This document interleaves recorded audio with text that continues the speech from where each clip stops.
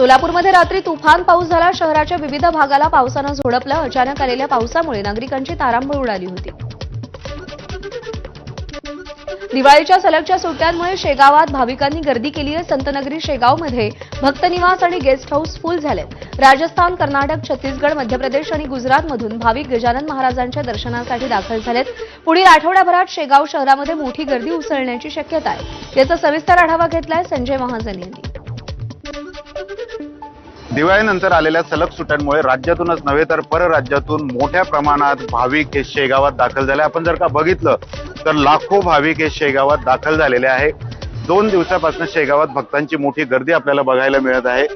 शेगाव शहरातील सर्व विश्रामगृह, लॉजेस आणि रेस्ट हाऊस हे फुल झालेले आहेत। इतकंच नव्हे तर शेगाव येथील संत गजानन महाराजांची पार्किंग सुद्धा आता हाऊसफुल झालेली आहे। सलग सुट्ट्या आल्यामुळे राज्यातील मोठ्या प्रमाणात भाविक हे पर्यटन स्थळ किंवा धार्मिक स्थळी भेट देण्याचं पसंत करतात आणि त्यानुसार मोठ्या प्रमाणात या ठिकाणी भाविकांची गर्दी आपल्याला बघायला मिळत आहे। आपल्यासोबत काही भाविक आहेत। तुम्ही कुठून आलात? कसं वाटतंय? तर आपण बघू शकतो मोठ्या प्रमाणात हे भाविक या ठिकाणी आले। या ठिकाणी एक छोट्याशा बाळाला सुद्धा आपण आणलेलं दिसतंय। तुम्ही कुठून आलात? छोट्या बाळाला आणलंय। काय वाटतं इथं आल्यानंतर? खूप आनंद वाटते। खूप भव्य मंदिर आहे आणि खूप आनंद झाला इथे।